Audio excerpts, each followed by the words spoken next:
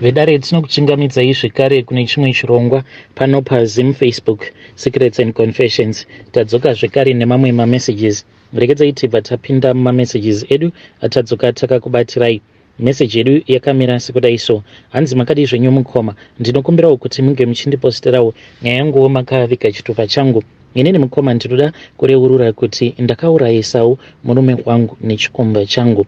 Zvaizvezvi muchikomba changu ichi icho chiri kujeri. But at that time achizonosungwa nemapurisa tainge tava kutogara tose sekunge tainge tatova murume nemukadzi. Apa ndakatoita zvokuzotobvisa mukadzi wake paari zverafu. Saka mukadzi wacho ndiye akazokonzeresa kuti uyu wandainge ndava kuti murume wangu manje ange achizosungwa, because ndiye ainge achizviziva mushure mekunge abata mamessages ekuti inini nemurume wake tainge takambotaura nezvanyaya yacho mukuzonoudza vanhu, then iye ndokubva azosungwa. So zvakaitika mukoma ndezvekuti pandakatanga kudanana naye murume uyu, at that time I was going through a very rough period in my life. Murume wangu iye ainge achiti ainge ava kuda kutora mukadzi wechinumber 2, in which I told him kuti that one I could not accept. Takabva tatanga kunetsana, ndobva ati uri kunetsana zvako newe, but amainini ava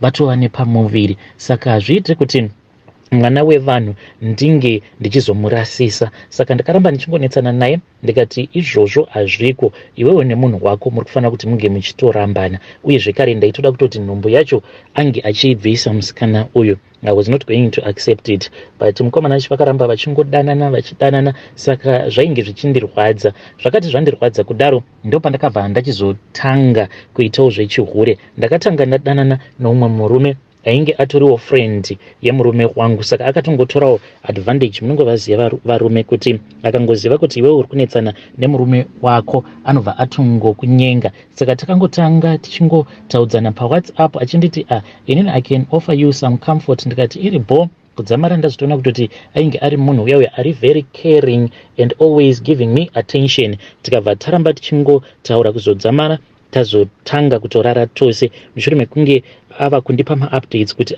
izvezvi zvonoziva here kuti murume wako akatoinyudza izvezvi atoriko kwaamainini. Ndatovaona vanga vachitoenda kutakshop vakatobatana maoko, saka the pain was just too much. Ndokubva tatanga kutoita bonde, but akazondibhohwa manje because iye ainge ava kuda kuti zvinhu zvacho zvinge zvichiitwa faster. Akatoti iye ufanira kuti ungochitora bhegi rako otouya ubva watotanga kutogara neni, zvezvi kuda kundishandisira chigandadzara nepachisingafaniri kuti chinge chichizoshanda. Then ndikabva ndamuramba paya, saka ndakabva ndamboita hangu steady ndichida kuti iye ange achizongoona sekunge ndiri munhu ari bo. Ndobva ndatanga kutsikisa madhiri angu in secret. Saka I had learned from my mistakes kuti haufaniri kuti unge uchidanana nemunhu anenge achiziva murume wako when you are desperate, because munhu yeye anobva azotanga kukudisrespecta. Ndakabva ndatsvaka zvangu mumwe munhu. This time around ndakazvipa nguva yangu and I looked for a man that I wanted. Ndakati ndikuda munhu wekuti he will be financially stable enough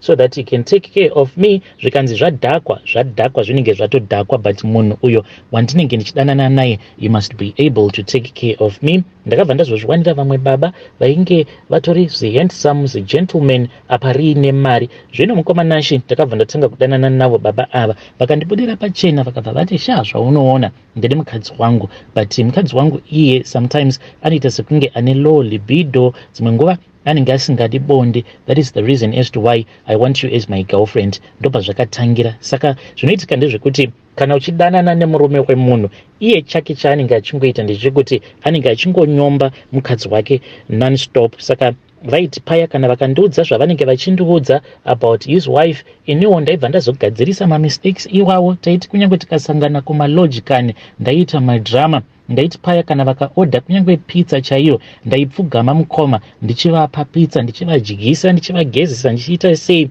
Kunyange panguva yebonde unenge uine mazuva ekuti unenge utori low usingatombofili bonde, but ndaitonyepedzera kuita sekunge ndinenge ndichitofila bonde zvekutodaro ndichita kuridza mhere. So iwo zvinhu izvozvo zvandaivaitira zvaita kuvapinda mubrain zvekuti kunyange ukaitiswa style inorwadza, but unenge uchita kuti dhedhi muri kuuya very strong ende zviri kunakidza.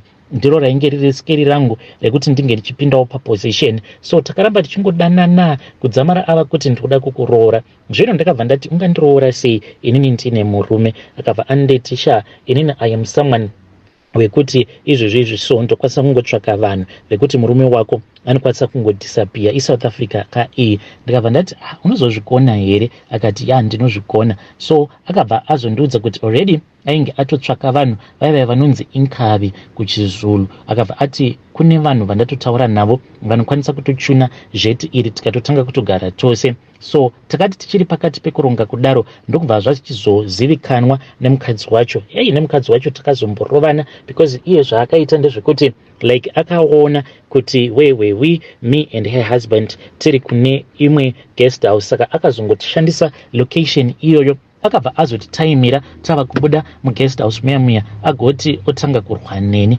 Takarwidzana paya mukoma. Ndikabva ndatomuudza kutoti neniwo ndainge ndava kutoda murume wake, and it is very funny mukoma. And ndakatodzidza kutoti zviya zvinotaurwa nevanhu kuti mukadzi iye anoramba barika, but achibva apo paanenge achida kuiswa pabarika iye andosarudza kuti ange achinoiswa pabarika somewhere else. That is exactly what I was doing. But ndichiita zvose izvozvo ndainge ndichitozvidza kutoti I am doing this because murume ainge achida kundiisa pabarika instead yekuti ndinge ndichingotaurirana nemurume wangu mune zvakanaka.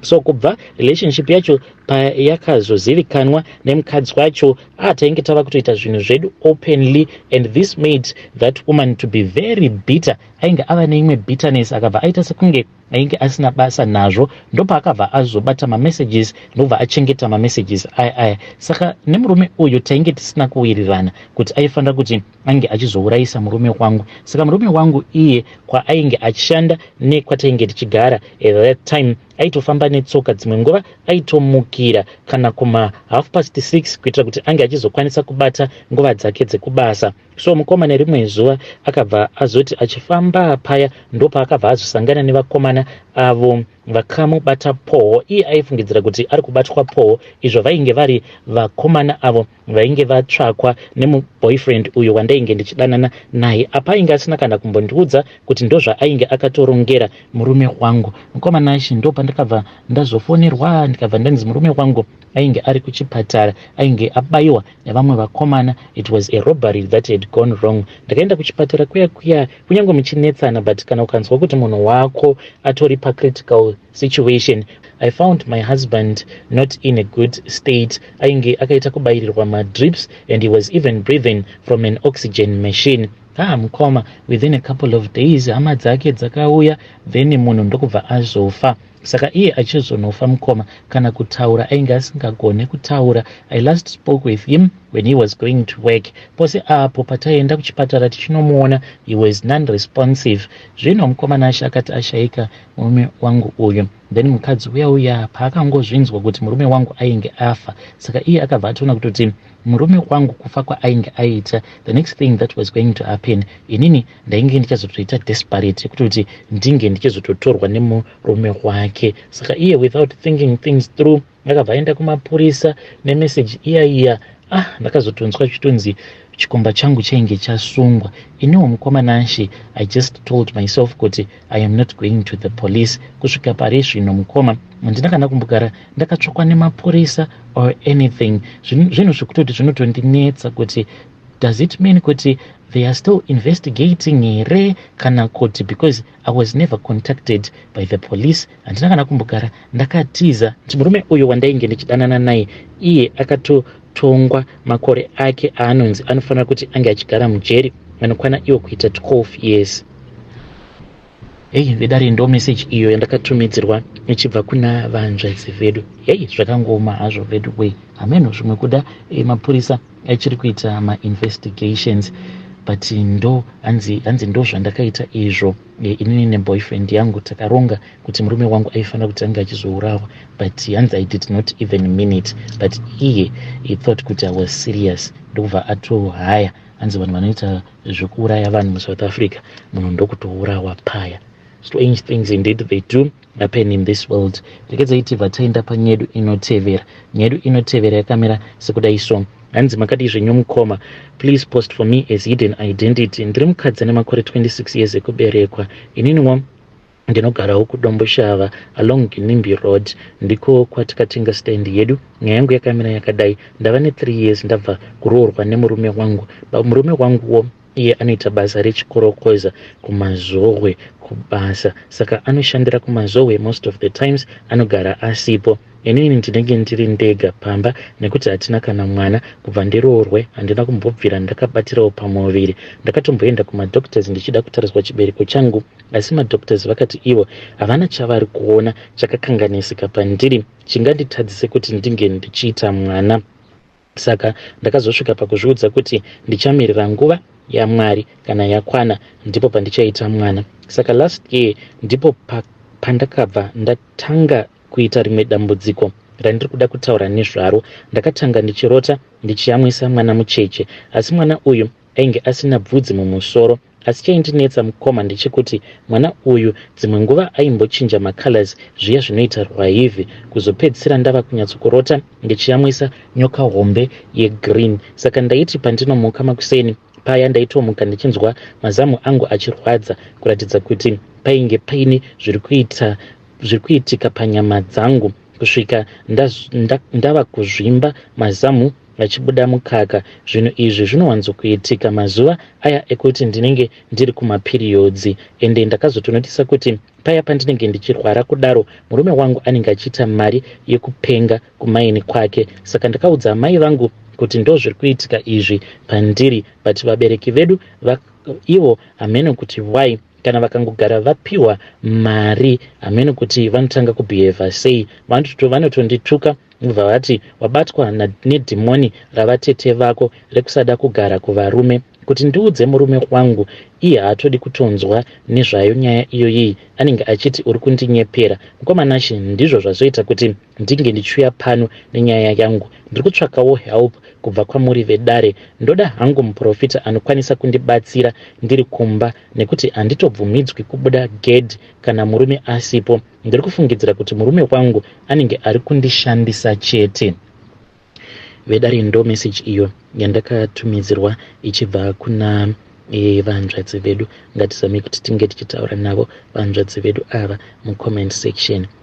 Zvakangoma hazvo vedu. Strange things indeed they do happen in this world. Rekedza iti vataenda panyedu inotevera. Nyedu inotevera yakamira sekudai so. Hanzi makati zvenyomukoma, ndinokumbirawo kuti munge muchindiposterawo nyaya yangu makavika chitupa changu. So inini mukoma ndinofamba ndichiita zvekukaminira. The reason as to why ndichifamba ndichiita zvekukaminira, it is because ndainge ndimbori mbavha. So handizivi kuti mukadzi wangu ndinofanira kuti ndinge ndichimuudza here or I must just keep quiet, because mukadzi wangu ndakamuudza kuti ndakaita accident ndiri kubasa kune rimwe prazi uko kwandainge ndichimboshanda kupi kwomukoma. Kubva zvandakauya muSouth Africa handina kuprazi kwandakamboshanda ini. It is just that taingoenda kumaprazi tichinoba, taiba zvinhu zvakasiyana siyana, mukoma, mombe uye zvekare nemakopa cables. So takazoenda pane rimwe prazi ndokubva tazobatwa paya. Takati tabatwa vasati vafonera mapurisa,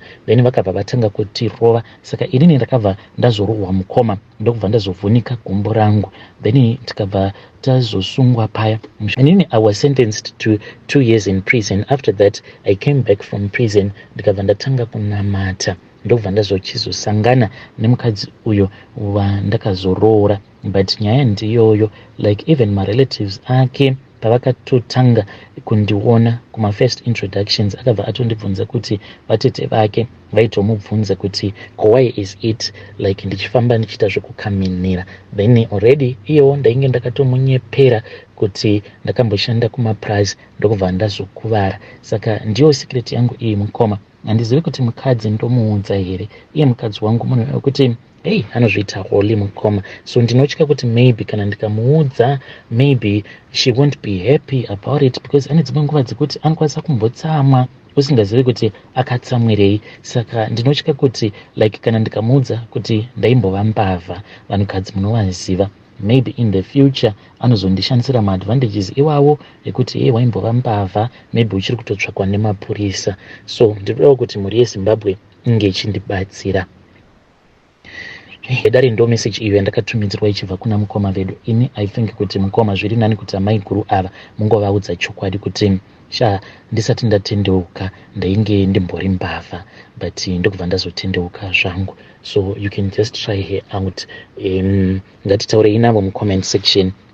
Regedza itivha taenda panyaya yedu inotevera. Nyaya yedu inotevera yakamira sekudai. Hanzi makadi zvenyu mukoma, ndinokumbirawo kuti munge muchindiposterawo nyaya yangu makavikawo chitupa changu. Inini mukoma ndine mushonga uyo wandakapiwa nasekuru vangu apo pandakauya kuno kuSouth Africa. Saka vakanditi mushonga uyo kana waenda kubasa unongouisa muhomwe. Mushonga wekuti unotyiwa nevarungu, unopiwa mari yakawanda nevarungu, uye zvekare unopiwawo zvemaposition nemapromotions. Saka pandakazouya kuno kundakabva ndazotanga kushandawo pane imwe kambani apo pandichiri kushanda nanhasi uno. Saka pandakatanga kushanda pakambani apa painge paine umwe foromani ainge achishandapo, but ainge ari wechikuru mundara iye akabva adzingwa basa, ndobva ndazoitwa foromani inini. Saka murungu one day akabva azondidaidza kuoffice kwake akabva ati, you know kuti I like you a lot, and inini ndikuda kuti ndinge ndichizokuwedzera mari yako yepay,